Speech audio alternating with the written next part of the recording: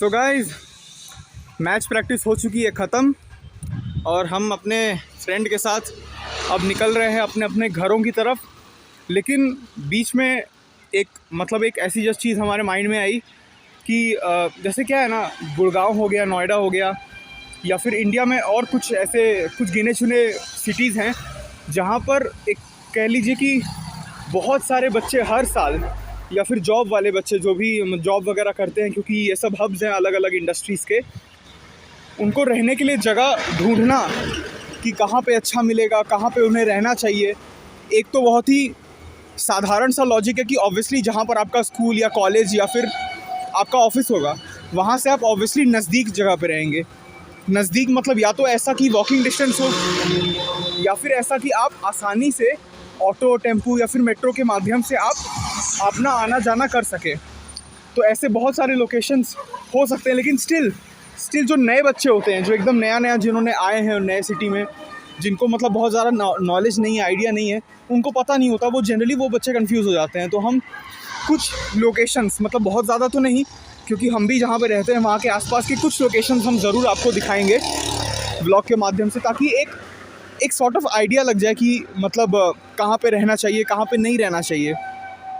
देखिए, इससे पहले जो मैं अपने पुराने व्लॉग्स में मैंने दिखाया हुआ है, वो तो यार सेक्टर 22 का एरिया है। तो अगर एक्चुअली बहुत ज़्यादा आपका मेन कंसर्न, जो हम मतलब कम उम्र के बच्चे रहते हैं, उनका मेन कंसर्न ये रहता है कि यार रेंट ज़्यादा ना पड़े।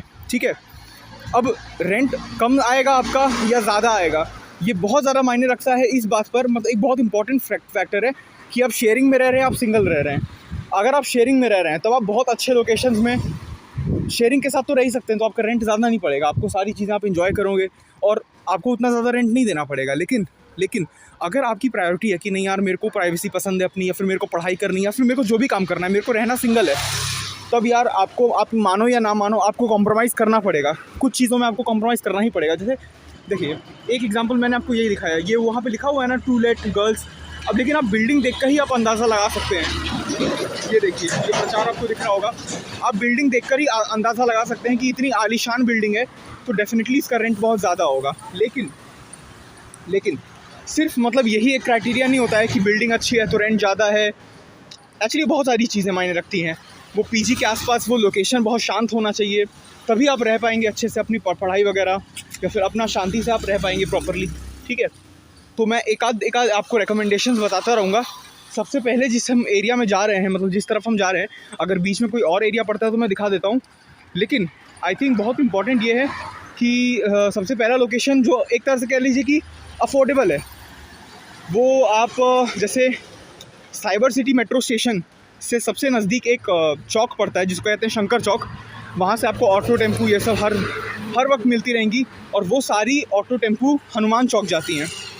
तो हनुमान चौक के पास में ही जो सबसे क्लोजेस्ट सेक्टर्स हैं, वो एक है सेक्टर 21 और एक है सेक्टर 22। तो अगर आप शेयरिंग में रह रहे हैं तो सेक्टर 21-22 में आप आराम से रह सकते हैं, कोई परेशानी नहीं है, बढ़िया से आप रह लेंगे। लेकिन अगर आपको ये है कि नहीं मेरे को थोड़ा सा सिंगल रहना है और बहुत ज़्यादा महंगा भी नहीं होना चाहिए, तब आई थिंक आपको हनुमान चौक के आसपास ढूंढने में थोड़ी सी परेशानी हो सकती है। इन दैट केस आपको थोड़ा सा फार अवे मूव करना पड़ेगा, मतलब हनुमान चौक से थोड़ा सा आगे, और वो थोड़ा सा आगे कहीं भी हो सकता है। एक रास्ता जाता है मारुति की तरफ, तो आप मारुति बोलेंगे ऑटो, टेम्पू वालों को, तो वो वहाँ पे आपको रुका देगा, वहाँ पे भी आप पीजी ढूंढ सकते हैं। एक जगह है नोबल एन्क्लेव के भी पास अंदर आप जाते रहेंगे तो आपको बहुत सारे ऑप्शंस मिल जाएंगे, सिंगल में ऑप्शंस अच्छे मिल जाएंगे। थोड़ा आप और आगे जाएंगे सेक्टर 14 की तरफ, जहाँ पे मैं रहता हूँ, तो वहाँ पर भी काफ़ी सारे एरिया हैं। सेक्टर 14 मार्केट के आसपास कई सारी गली है, वहाँ के अंदर आप देख सकते हैं। एक सेक्टर 21 का आपको बोर्ड दिख रहा होगा। सेक्टर 21 में भी एज आई सेड कि थोड़ा मुश्किल होगा, मतलब आपको कम रेंट में मिलना मुश्किल होगा, क्योंकि ये थोड़ा सा मतलब एक्सपेंसिव इलाका है। गाइस, जिस नोबल एन्क्लेव का मैं जिक्र कर रहा था वो यही है। यहाँ के अंदर आप जाते जाएंगे, जितना आपको हर प्रकार के पीजी के ऑप्शंस या फिर रूम के ऑप्शंस मिल जाएंगे। मतलब शेयरिंग में आप देख सकते हैं यहाँ पर रूम्स।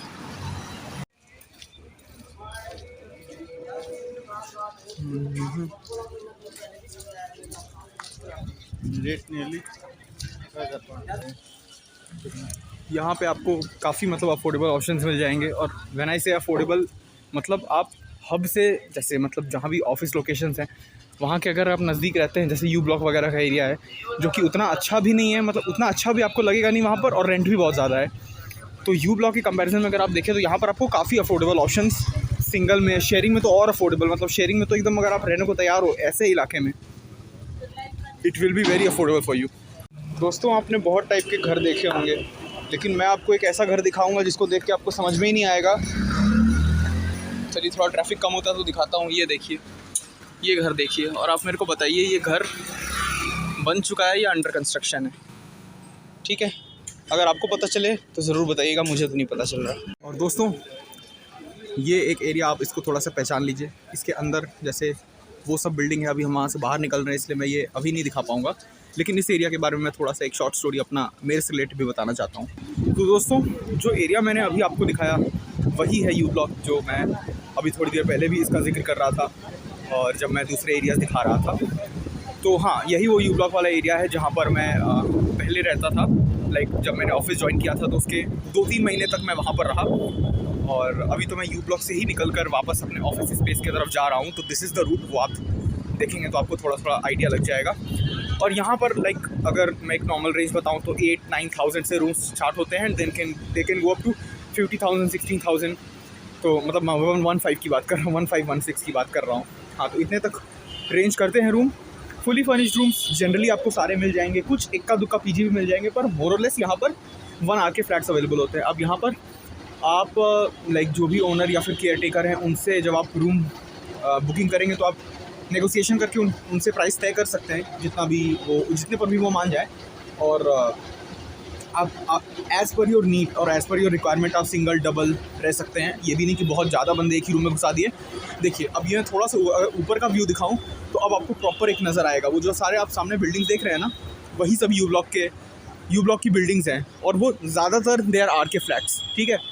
और रेंज मैंने बता ही दी। तो एक ये और लोकेशन है जो आप रहने के लिए कंसिडर कर सकते हैं। बाकी अभी जिस पीछे आपको लिफ्ट दिखेगी और यहाँ से ये है एक एस्केलेटर, इसका यूज़ करके मतलब जो भी लोग ऑफिस जाते हैं सुबह को और वापस घर आते हैं शाम को, वो इन्हीं दोनों में से किसी चीज़ का यूज़ करते हैं।